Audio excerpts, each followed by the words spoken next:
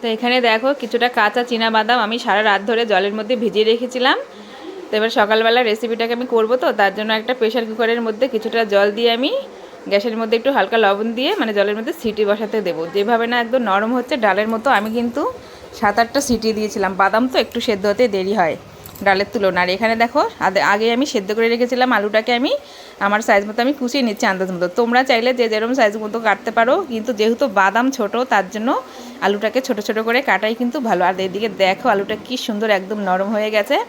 তার এই রেসিপিটা এত ভালো, আমি কিন্তু এটা একাদশীর দিন করেছিলাম। তোমরা চাইলে যে কোনো সময় করতে পারো। এখানে কিন্তু একদম রেডি। আর যারা নাকি ডায়েট করতে চাও তাদের জন্য কিন্তু এই রেসিপিটা কিন্তু খুবই ভালো। তো এবার সেদ্ধ করা বাদামের সাথে আমি দিয়ে নেবো এখানে সেদ্ধ করা আলু, আর দিয়েছি স্বাদ মতো লঙ্কা কুচি। তোমরা যে যেরকম লঙ্কা খাও ওরম আন্দাজে লঙ্কা দেবা। আর দিয়েছি এখানে লেবুর রস, অবশ্যই লেবুর রসটা দেওয়ার চেষ্টা করবে। আর এখানে দিয়েছি সন্দক লবণ, যেহেতু আমি এই রেসিপিটা একাদশীর দিন করেছিলাম এর জন্য আমি সন্দক লবণ দিয়েই করছি। অন্য সময় করলে তোমরা সাধারণ নর্মাল লবণও দিতে পারো, কোনো অসুবিধা নেই। তো এবার ওপর থেকে দেবো ধনেপাতা কুচি। টমেটো থাকলে কিন্তু ভালো হতো, টমেটো ছিল না তাই দিতে পারিনি বন্ধুরা। তা যাই হোক, তোমরা যখন করবে অবশ্যই টমেটো দেওয়ার চেষ্টা করবে, আরও বেশ চটপটা লাগে, খেতেও লাগে ভালো।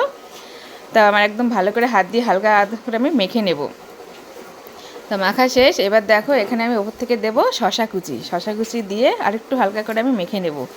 তাই এই রেসিপিটা এত ভালো লাগে একাদশীর দিন, যখন মিষ্টি ফল টল খেয়ে সাবু খেয়ে আর যখন ভালো লাগে না, এটা চটপট করে একটু করে নেবে, দেখবা খেতেও ভালো লাগে, মুখটা একদম অন্যরকম হয়ে যায়। তো এবার কিন্তু গরম গরম পরিবেশনের পালা।